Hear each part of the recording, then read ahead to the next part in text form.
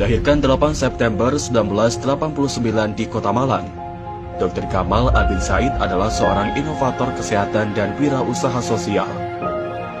Di masa kuliahnya, Dr. Gamal Albin Said telah meraih 12 penghargaan ilmiah dari berbagai universitas ternama di Indonesia.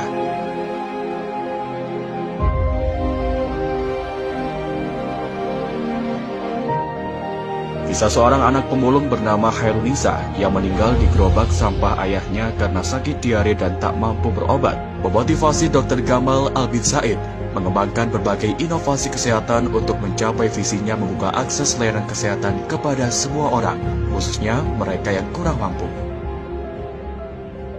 Berbagai inovasi yang telah dikembangkan, diantaranya klinik asuransi sampah, Inmate, dan siapapeduli.id. Berbagai inovasinya telah membantu masyarakat yang kurang mampu untuk bisa merasakan manisnya layanan kesehatan. Dengan berbagai inovasi kesehatan yang telah dikembangkan, Dr. Gamal Albin Said menjadi pemuda pertama di dunia dan satu-satunya di Asia yang meraih penghargaan HRS The Prince of Wales Youth Sustainability Entrepreneur Award dari Kerajaan Inggris yang diserahkan langsung oleh Pangeran Charles. Tak hanya itu, lebih dari 50 penghargaan dan 12 diantaranya adalah penghargaan internasional dari Inggris, Jepang, Jerman,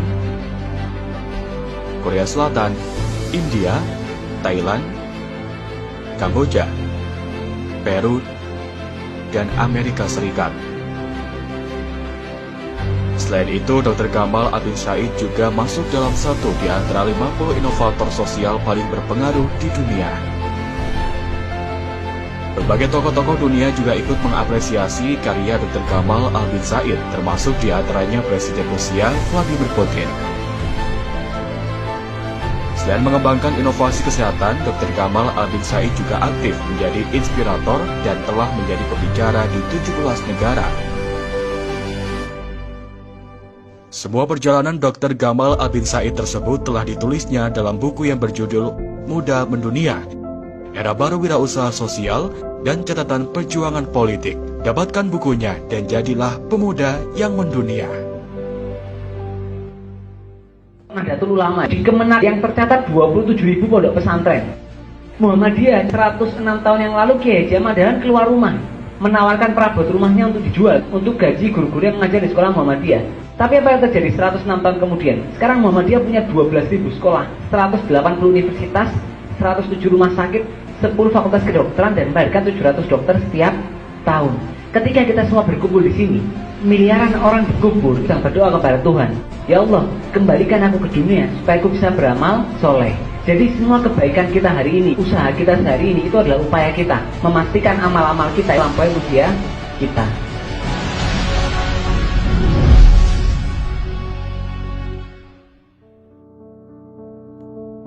Dulu saya berpikir, kalau saya belajar keras saya jadi dokter. Kalau saya kerja keras saya bisa bangun perusahaan. Akhirnya saya sadar bahwa ada orang yang ikhtiarnya cukup, tapi hasilnya maksimal, luar biasa sekali. Ada orang yang ikhtiarnya itu besar sekali, tapi hasilnya itu kecil sekali. Artinya ikhtiar itu prasyarat, dan jangan sampai kita memberhalakan ikhtiar. Tapi ikhtiar itu adalah bagian dari upaya kita untuk memastikan bagaimana usaha-usaha dan cita-cita kita bisa tercapai. Oleh karena itu jangan pikir bekerja keras. Kapal yang berlabuh di pelabuhan itu aman, tapi bukan itulah tujuan dibuatnya kapal. Nikmatilah tantangan, karena di sanalah orang hebat, orang kuat, orang tangguh dibesarkan. Namanya Andrian Firdaus. Beliau aktivis, kawan saya di Fakultas Kedokteran Universitas Brawijaya.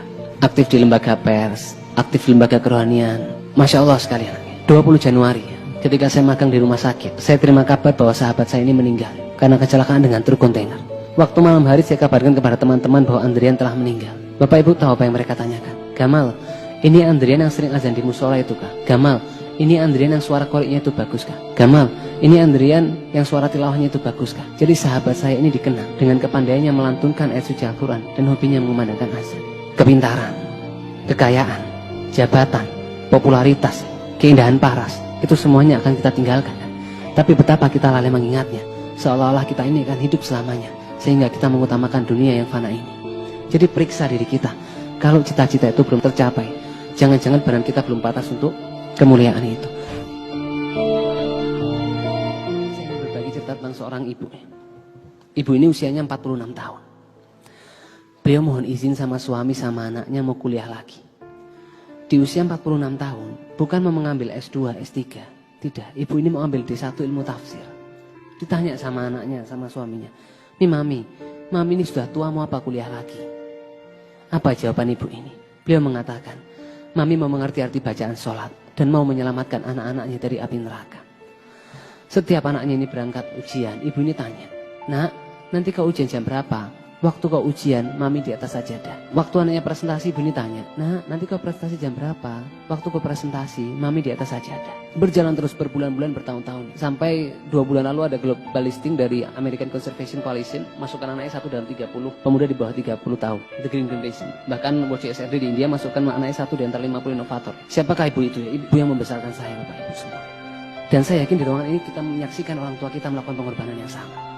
Saya kelas 3 SD, saya ingat ada tugas ngetik naskah drama. Di rumah itu tidak ada komputer, tidak ada laptop. Bapak saya itu bawa mesin ketik dari kantor keluarga kami. Ibu saya ngetik mulai malam sampai pagi. Saya diterima di SMP 3 Malang, itu nomor 7 dari bawah. SMP favorit di sana. Itu ayah ibu saya senang sampai syukuran nasi kuning waktu itu buat 1 RT. Bahkan satu momen yang banyak orang yang tahu.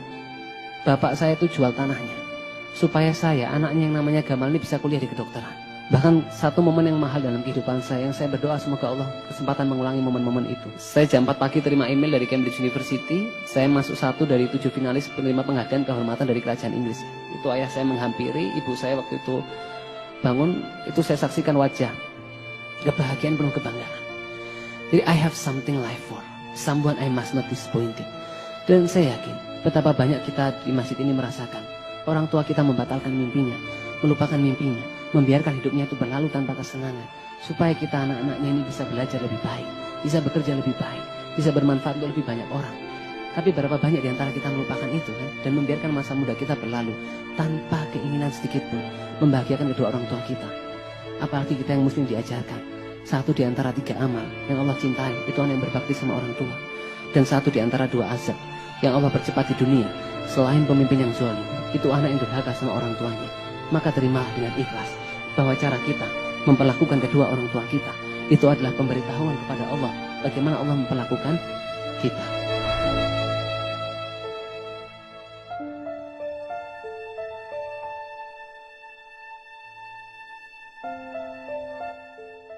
Kita harus menjaga hati kita. Istofti kolbak, mintalah fatwa pada hatimu. Hal-hal benar adalah apa-apa yang membuat hati ini tenang, dan hal-hal salah adalah apa-apa yang membuat hati ini gelisah. Biarkan semua yang kita lakukan itu tercukupkan dalam 2 kata untuk Allah. Barang siapa menjadikan Allah keterpesonaannya, maka dia akan mempesona bagi semua mata. Dan barang siapa Allah yang dia tuju, maka dunia akan datang kepadanya dalam keadaan tunduk. Dan orang itu tidak peduli seberapa hebatnya kita. Orang tidak peduli seberapa kayanya kita. Orang tidak peduli seberapa pintarnya kita. Orang tidak peduli seberapa berpengaruhnya kita. Yang orang pedulikan cuma 1. Apakah keberadaan kita memberikan manfaat buat mereka? Dan tidak peduli juga seberapa hebat kayak pintarnya kita. Kalau sekarang kita tidak tenang, tidak bahagia, itu pasti ada yang salah. Imam Al-Ghazali kan berpesan ya, semua manusia itu merugi kecuali mereka yang berilmu. Dan semua orang yang berilmu itu merugi kecuali mereka yang beramal. Dan semua orang yang beramal itu merugi kecuali mereka yang ikhlas. Kawan, masa depanmu ditentukan oleh bagaimana kamu menghabiskan waktumu setiap hari. Ingatlah bahwa tanda baiknya seseorang, dia meninggalkan apa yang tak berguna baginya. Oleh karena itu, tumbuhkanlah rasa bersalah jika kita menggunakan waktu untuk sesuatu yang tidak bermanfaat. Bayangkanlah setiap hari adalah hari terakhirmu, maka engkau akan penuh hormat dengan waktu.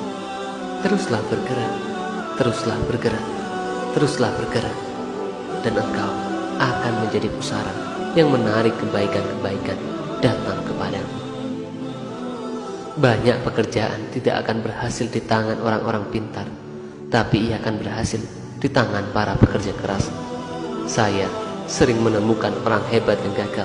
Saya temukan banyak di antara mereka kikir bekerja keras dan tidak menyukai tantang.